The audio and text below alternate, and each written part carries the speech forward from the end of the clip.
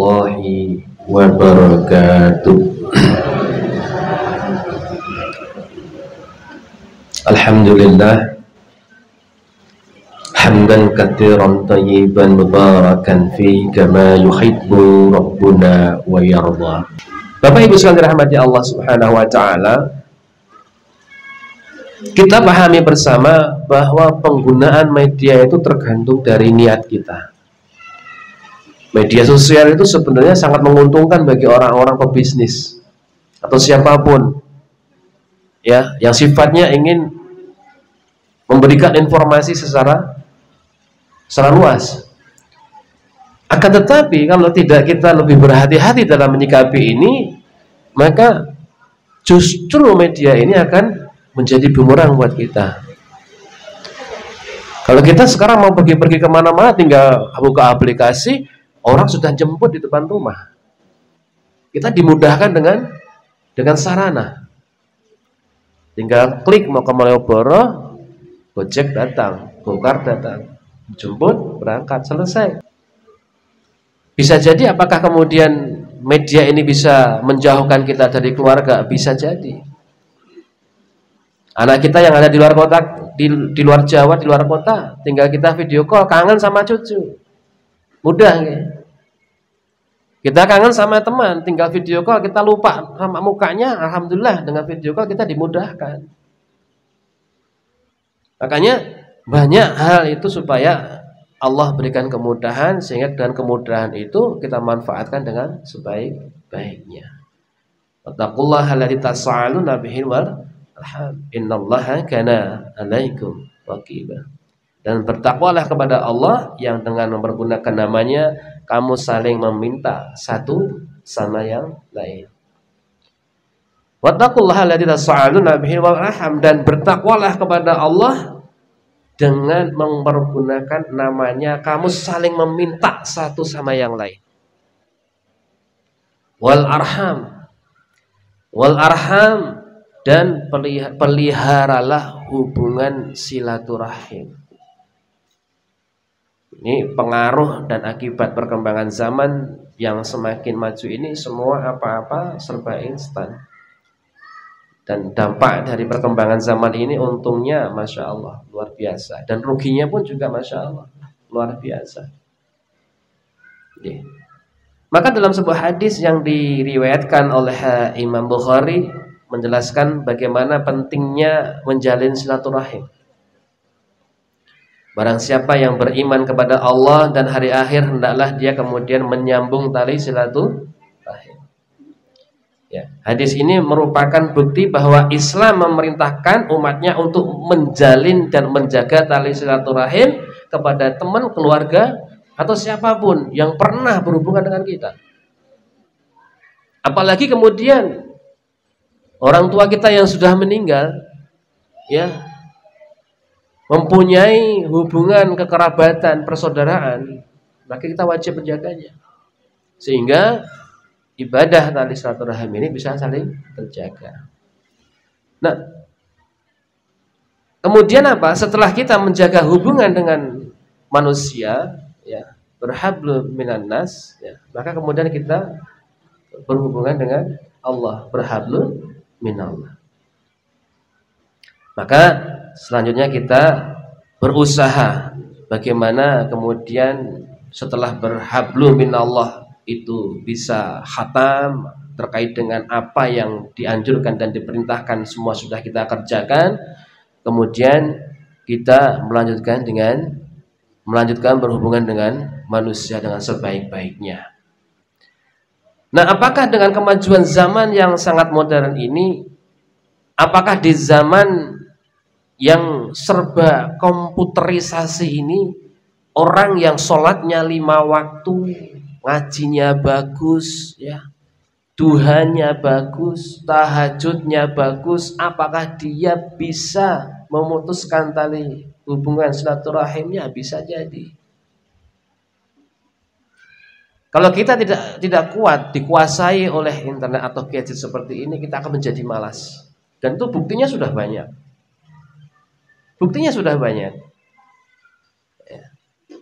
Alah ngapain kok jauh-jauh ke sana? Lalu tinggal buka aplikasi, pencet, orang datang sendiri jemput kita. Ya. Kalau kita menyadari kita nunggu di suatu tempat antrian, misalnya periksa di dokter, kita perhatikan Bapak Ibu sekalian, kanan kiri itu sudah megang gadget, dan seolah-olah tidak peduli dengan samping kanan kiri kita. Itu yang kita khawatirkan, sehingga kalau kita sudah saling memikirkan diri kita sendiri, tidak mengenal satu sama yang lain, kita mudah dipecah belah. Entah itu dari organisasi yang lain atau entah dari mana. Tanpa kita sadari. Kalau itu bisa kita manfaatkan internet, Masya Allah, akan membuat kita semakin lebih ringan dalam menjalankan suatu aktivitas. Maka Bapak Ibu sekalian rahmati Allah, bahwa orang yang kita lihat ibadahnya bagus, kemudian puasa sunnahnya bagus, belum tentu silaturahim dengan keluarganya baik. Belum tentu loh. Celananya cingkrang, jenggotnya panjang, non sewu, jidatnya hitam. Belum tentu dia itu hubungan silaturahim dengan orang tuanya baik. Belum tentu. Kenapa? Bisa jadi sama pamannya ndak nyapa. Karena kefanatikan itu. Bisa jadi kemudian sama ponakan-ponakannya tidak nyapa. Bisa jadi kemudian sama budenya juga nggak nyapa. Dan yang paling parah dan paling memprihatinkan itu sama orang tua kandungnya tidak mau tegur sapa. Apakah itu terjadi? Terjadi. Orang mengira bahwa oh ini yang ada cuma di sinetron. Tidak. Di kehidupan nyata itu sudah terjadi. Orang menyia-nyiakan orang tuanya. Berdalih kemudian karena dia sibuk kerja, orang tua dititipkan di panti jompo. Auzubillah min dzalik. Ya. Sibuk karena bisnis, nggak ada waktu, orang tua dititipkan ke tempat saudaranya. Dan banyak lagi. Dan itu sebenarnya bukan alasan yang mendasar. Dengan alasan dan dalih kemudian dia itu merasa sibuk dipermainkan oleh dunia, sehingga dia mengorbankan orang tuanya. Maka di dalam Islam, ibadah itu ada yang prioritas dan ada yang dinomorduakan. Yang pertama, salah satu ibadah yang prioritas itu dalam agama Islam apa? Al-ihsan ilar rahim. Bagaimana kemudian berbuat baik kepada kerabat dan berhubungan dengan rahim. Dan ini merupakan ibadah prioritas, dan ibadah ini tidak boleh disepelekan.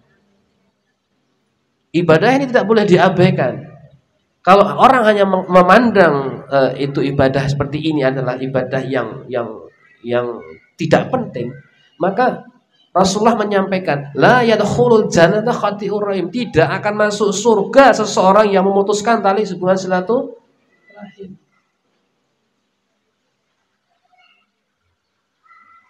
Dalam hadis an Abi Hurairah radhiyallahu anhu, dari sahabat Abu Hurairah, semoga Allah kemudian meridhai beliau, qala Rasulullah sallallahu alaihi wasallam, bahwa Rasulullah sallallahu alaihi wasallam beliau bersabda, man ahabba an yubsata alaihi fi rizqihi, barang siapa yang ingin rizkinya oleh Allah diluaskan, wa an yutsa'allahu fi asarihi, dan umurnya dipanjangkan, falyasil rahimah, hendaklah dia menyambung tali silaturahim. Apa yang dimaksud dengan rahim? Rahim itu keluarga sedarah. Rahim itu keluarga sedarah. Jadi rahim itu bukan tetangga. Rahim itu bukan teman, dan rahim itu juga bukan atau sahabat atau yang lain. Maaf nih.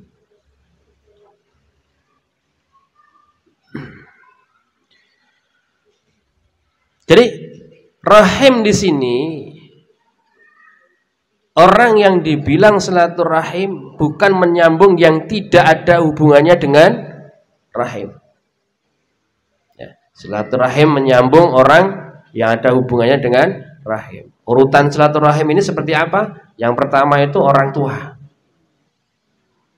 Yang pertama orang tua. Kemudian yang kedua saudara kandung. Kemudian yang ketiga paman, bibi, pakle, bule. Itu yang serahim. Maka dalam hadis dikatakan al-aman sallu abi. Apa itu? Paman kalian sederajat dengan bapak kalian. Jadi kalau ada pakle kemudian kita Allah megur pakle tutup bapakku. Mohon maaf. Derajatnya beliau itu lebih setara dengan bapak kita. Kalau bapak kita tidak ada, beliau yang mewakili. Maka yang paling penting, tidak dibenarkan sama pamannya kemudian berbuat semaunya, kemudian kita berbuat kasar, berperilaku yang tidak sepantasnya kita lakukan kepada paman kita.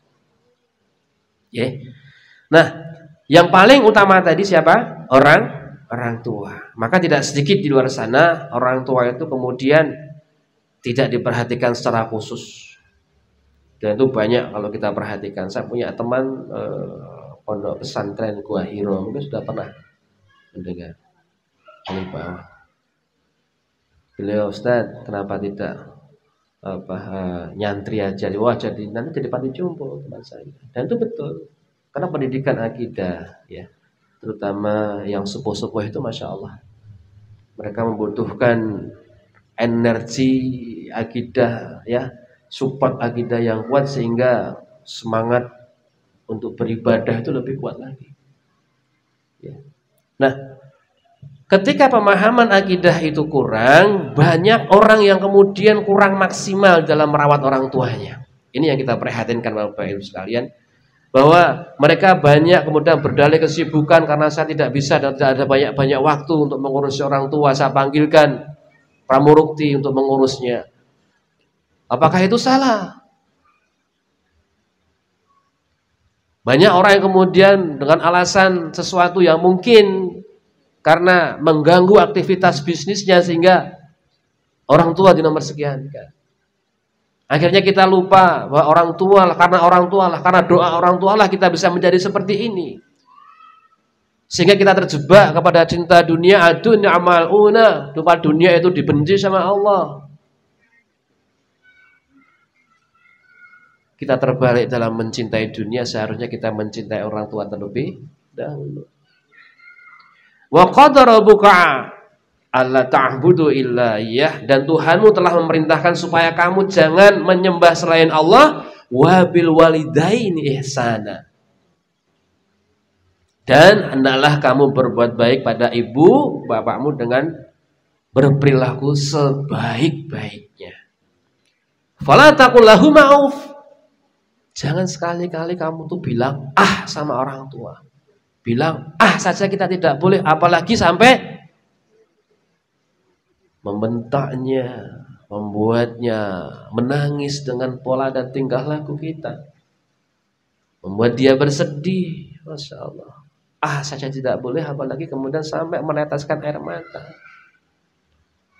Maka ini pembelajaran buat kita semua bahwa kita tidak akan mencium aroma bau surga kalau kemudian kita itu selalu kemudian menyanyiakan orang tua kita, mengeluarkan kata-kata yang kasar kepada orang tua kita, kemudian tidak mengurusnya dengan sebagaimana mestinya kita memperlakukan orang tua kita, kemudian memerintah orang tua untuk mengerjakan rumah tangganya, dan amit-amit dan sewu kadang-kadang disuruh nyuci piring dan lain sebagainya, bersih-bersih rumah, jaga rumah. Masya Allah.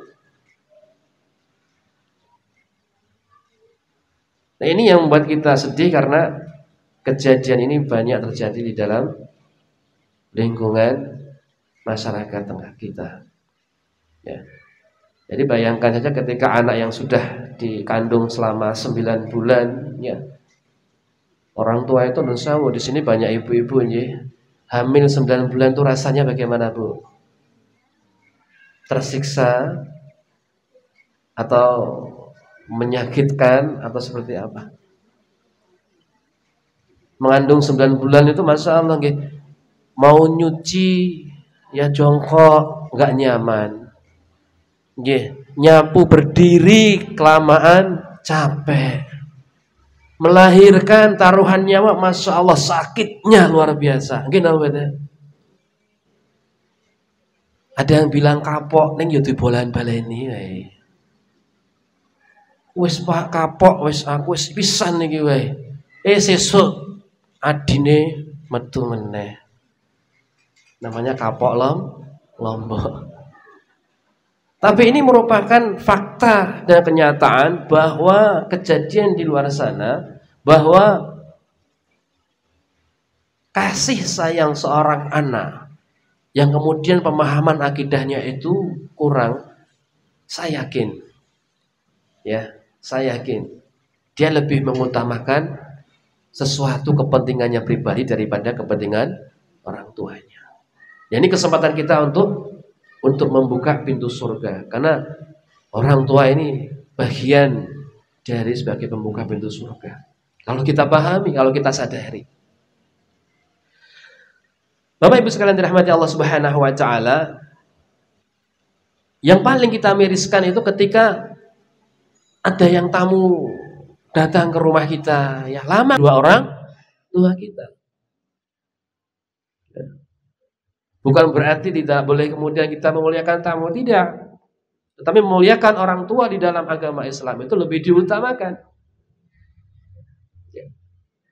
Wala tarhahuma wa qul lahuma qaulan karima, dan janganlah kamu itu membentak mereka dan ucapkanlah kepada mereka dengan perkataan yang baik, serta berperilakulah dengan sikap yang baik.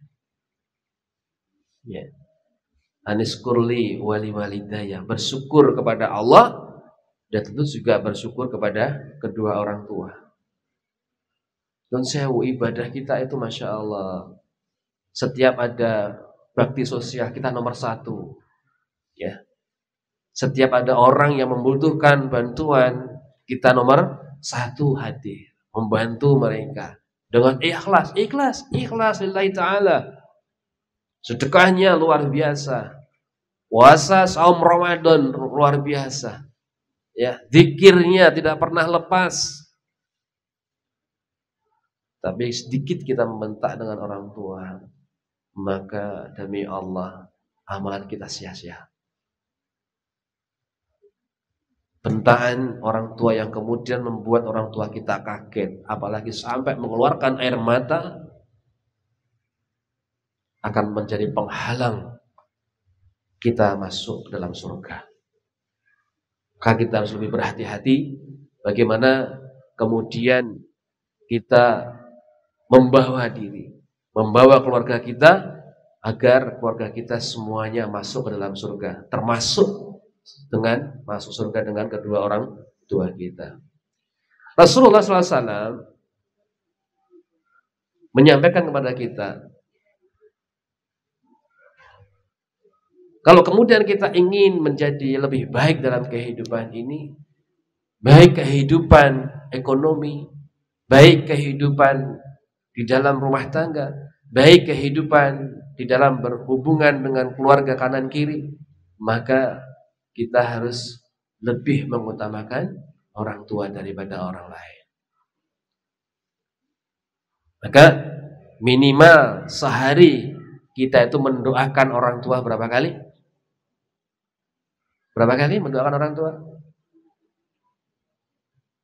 Setiap sholat tok gitu ya kalau jual orang tua ya. Doakan setiap saat dengan zikir istighfar, hadiahkan kepada orang tua kita. Jangan habis sholat tok baru kita berdoa kepada Allah, Rabbi firli wali walidayya. Itu nggak usah disuruh, sudah kita pasti doakan. Tapi Kemudian bagaimana kita mengirimkan doa-doa yang bisa membuat dan menyelamatkan orang tua kita, baik orang tua yang masih hidup maupun orang tua yang sudah meninggal. Caranya bagaimana? Kirimkan dia dengan doa-doa. Kirim Al-Fatihah bisa jadi, sedekah atas nama beliau bisa jadi. Kemudian apalagi zikir istighfar penuh penghayatan kami hadiahkan kepada orang tua kita. Maka insya Allah itu akan menjadi penyelamat orang tua kita. Apa yang kita lakukan yang terbaik untuk orang tua kita, maka Allah akan bayar kontan cash. Allah akan memperlakukan kita dengan baik juga.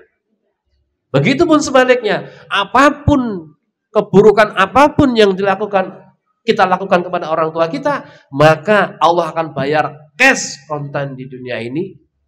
Ketika keburukan yang kita lakukan kepada orang tua kita, maka Allah pun juga akan memperlakukan seperti itu.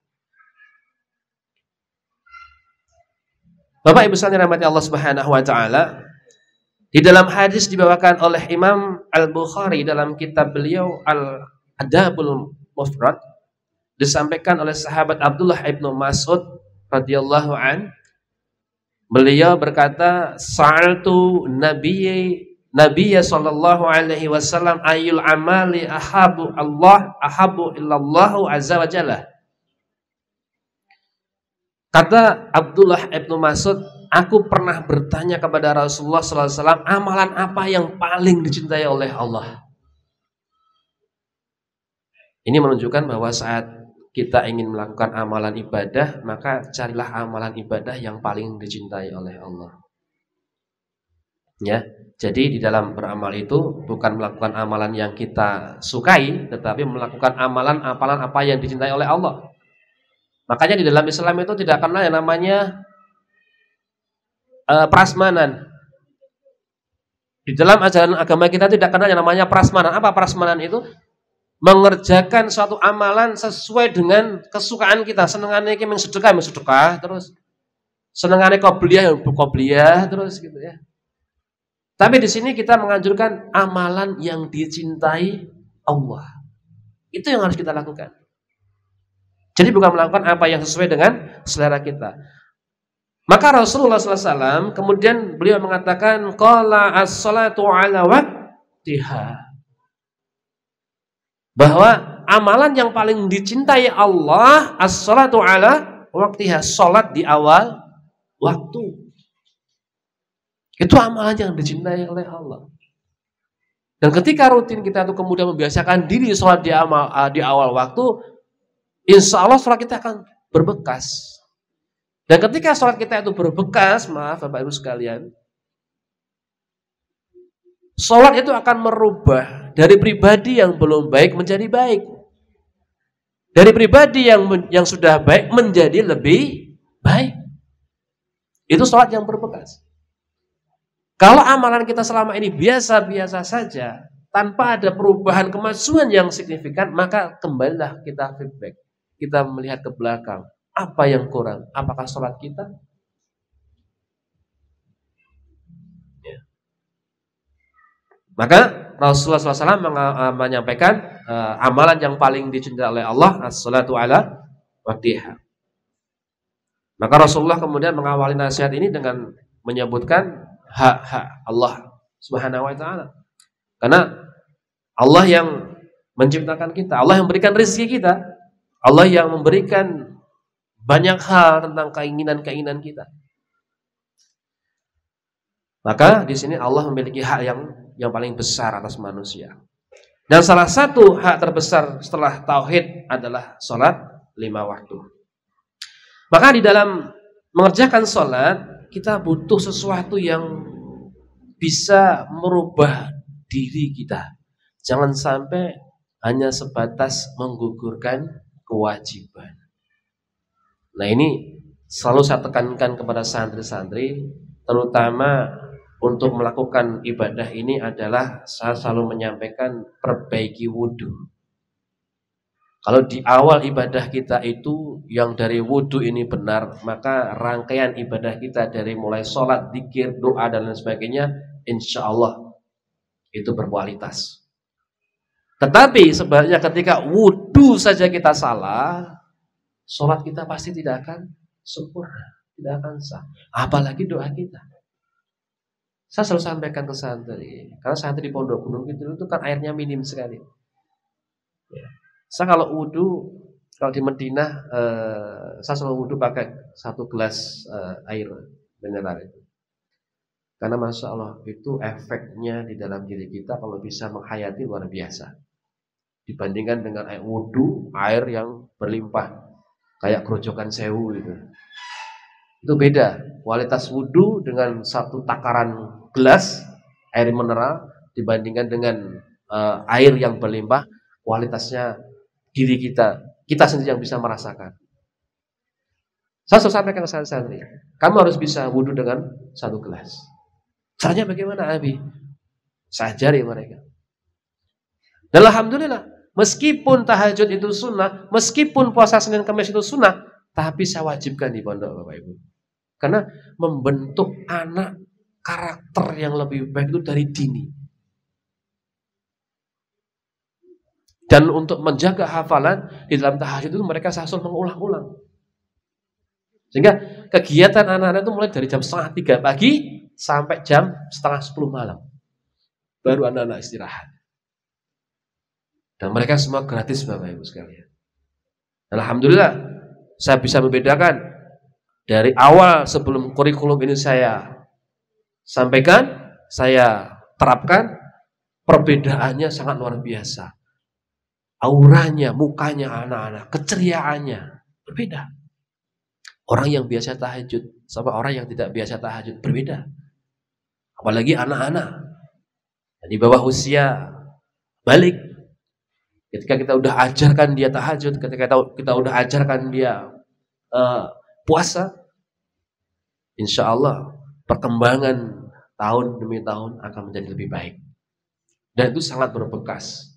Mentarbiyah anak di usia dini sangat berbekas. Karena saya merasakan bagaimana kemudian ibu saya dulu waktu mengajarkan saya ketika saya masih SD. Di sela-sela waktunya libur sekolah, ibu saya itu berusaha mencari pondok pesantren, Bapak Ibu. Kamu harus ikut pesantren kilat. Kamu harus isi liburanmu itu dengan sesuatu yang bermanfaat. Sampai sekarang saya masih ingat betul. Saya dibawa sama ibu bapak saya, dibawa ke Solo waktu itu. Dibawa ke Solo, ternyata di sana apa? Tidak menerima liburan santri. Akhirnya saya pulang lagi.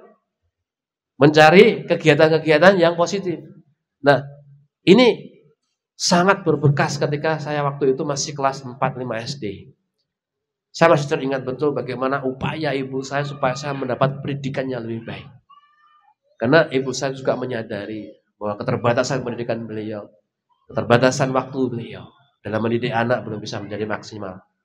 Maka ini salah satu upaya, usaha bagaimana kemudian mendidik anak kita menjadi lebih baik lagi. Maka kemudian Bapak Ibu jamaah yang dimuliakan Allah, setelah mendapatkan jawaban seperti yang disampaikan Ibnu Mas'ud, kemudian beliau bertanya lagi pada baginda Rasulullah, Suma'ayun. Kemudian apalagi ya Rasulullah? Maka Rasulullah SAW menjawab, Suma birul walidain.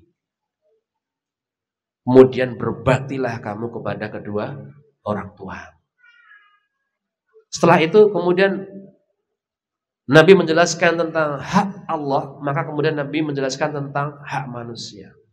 Hak manusia itu apa? Hak kita atas kewajiban kita, atas semua yang pernah dilakukan oleh orang tua kita.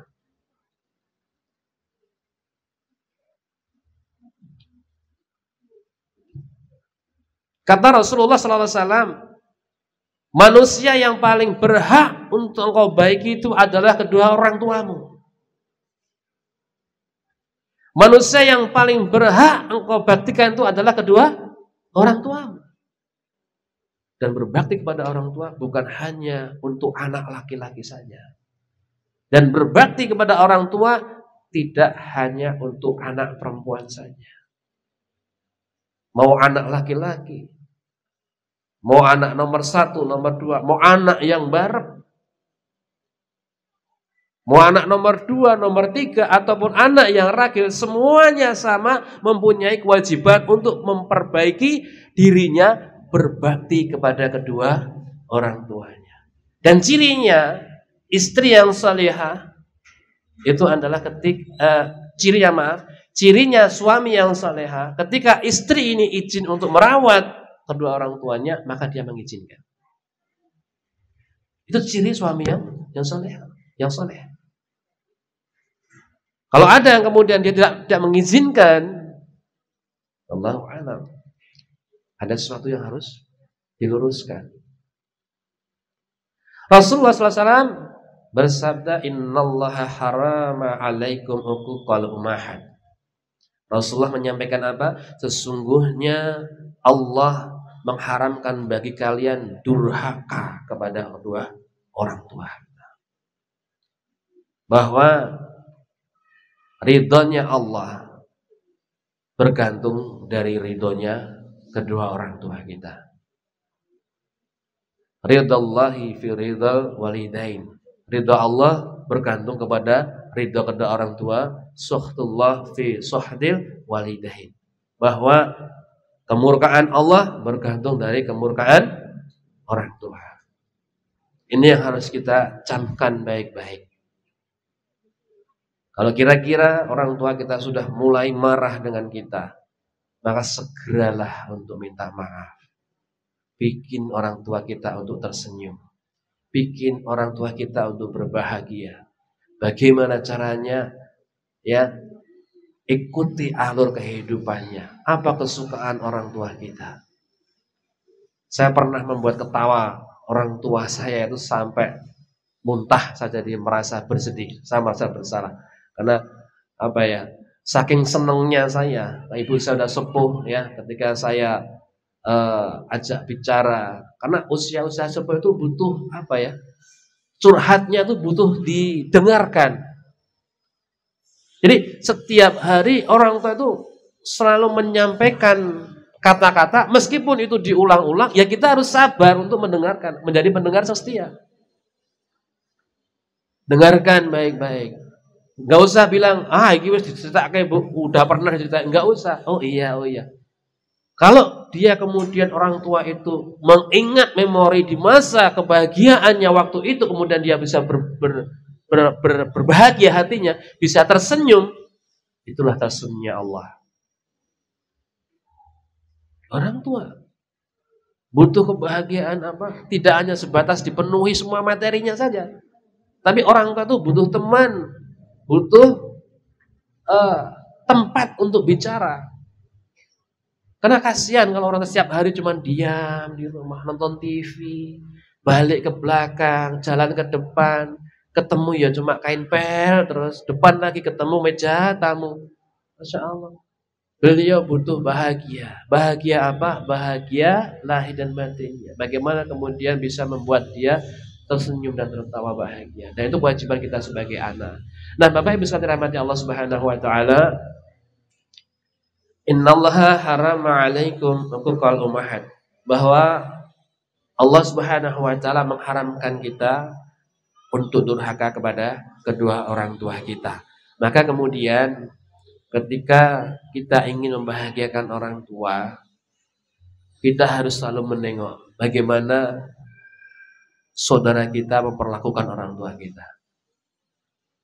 Ketika kita bisa melihat, oh ini seperti ini orang tua yang diperlakukan oleh saudaranya, saya harus bisa memperlakukan orang tua saya lebih baik lagi daripada apa yang diperlakukan saudara atau tetangga kita. Maka insya Allah itu akan menjadi semakin lebih baik. Ada sebuah kejadian, dan kejadian ini sungguh-sungguh terjadi. Dan ini peristiwa sungguh-sungguh terjadi. Bahwa ada seorang laki-laki tua. Beliau ini sudah periksa ke dokter berkali-kali, dengan hasil lab ternyata salah satu ginjalnya itu tidak berfungsi. Dan qadarullah, orang tua ini diamanai oleh Allah harta yang berlimpah. Punya anak 5, laki-laki semua. Kemudian setelah orang tua ini pergi ke dokter dan sampai di rumah, ceritalah dia kepada kelima anaknya. Nah, menurut diagnosis dokter dan ini surat labnya, Bapak ginjalnya tidak berfungsi satu. Apa yang terjadi Bapak Ibu sekalian? Anak yang pertama langsung bilang, sudah habis, saya yang paling pertama, anak pertama, ambil ginjal saya untuk habis. Anak yang kedua apa jawabannya? Tidak.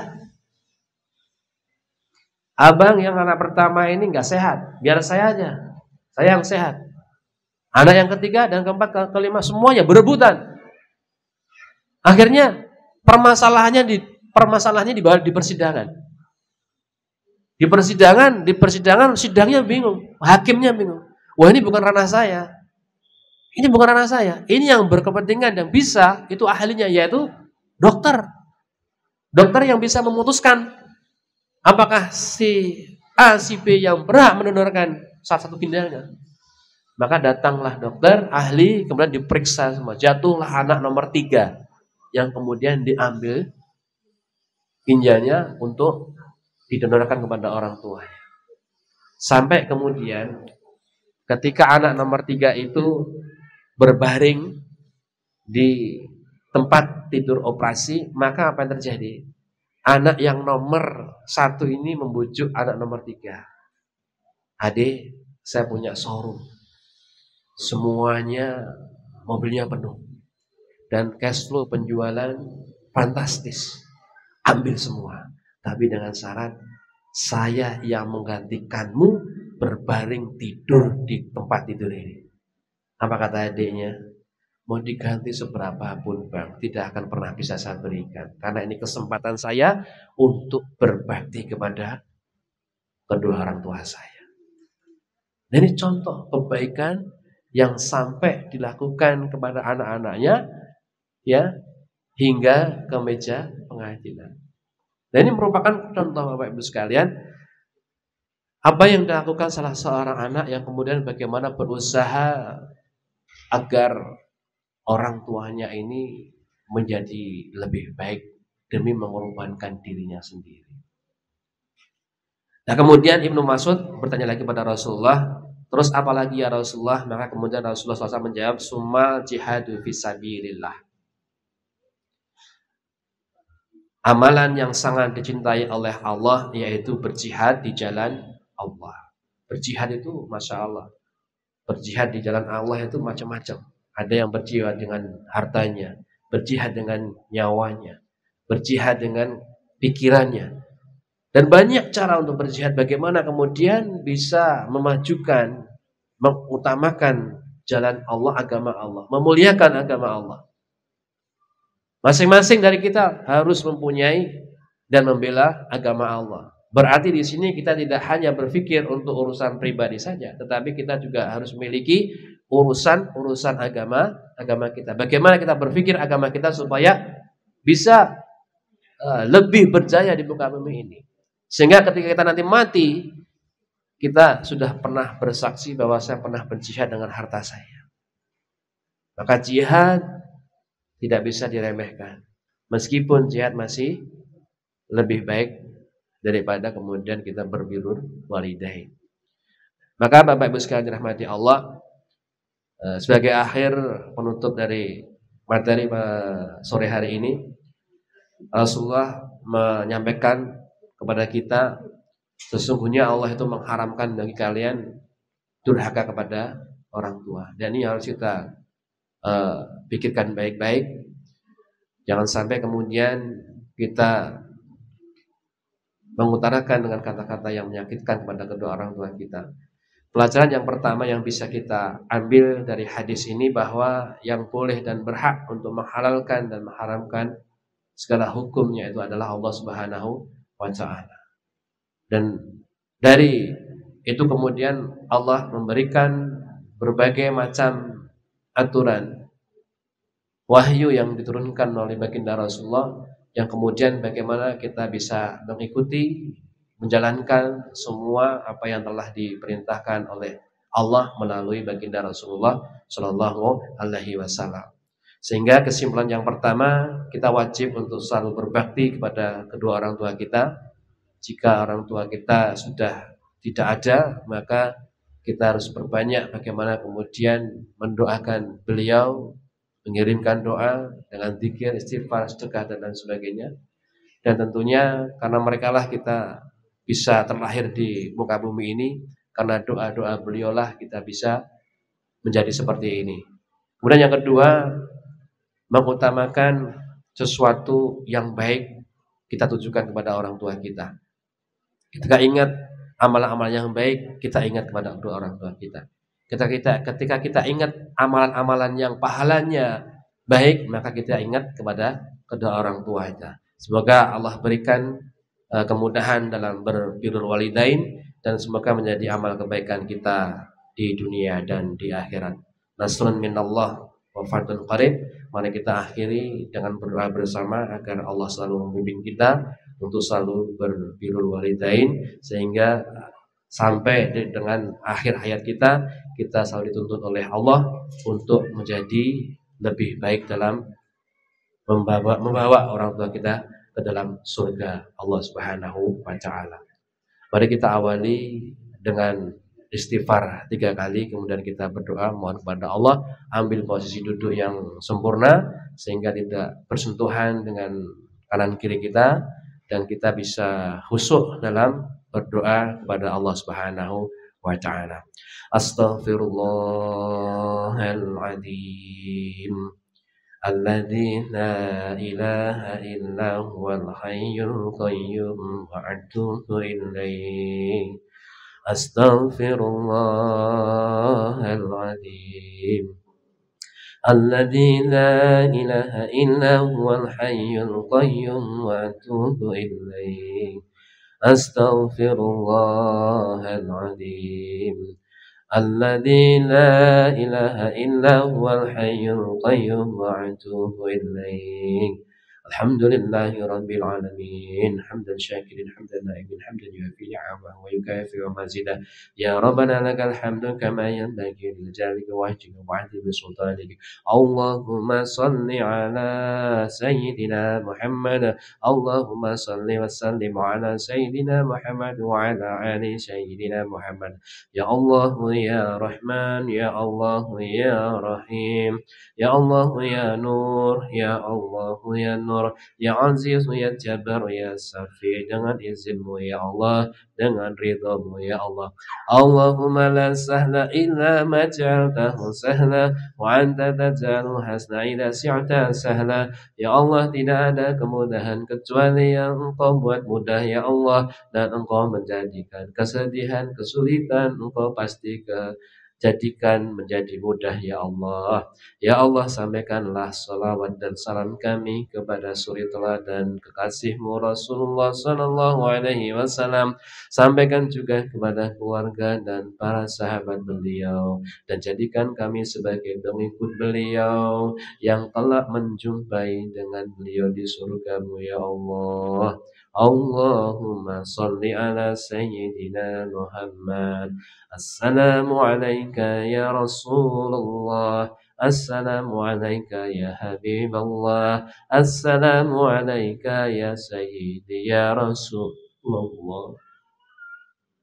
Ya Allah, ya Ghaffar, ya Rahman. Wahai Zat yang Maha Pengampun dan Maha Penyayang, ampunlah dosa kami ya Allah dan dosa kedua orang tua kami. Sayangilah mereka berdua ya Allah, sebagaimana mereka menyayangi kami ya Allah, merawat kami sewaktu kami masih kecil ya Allah.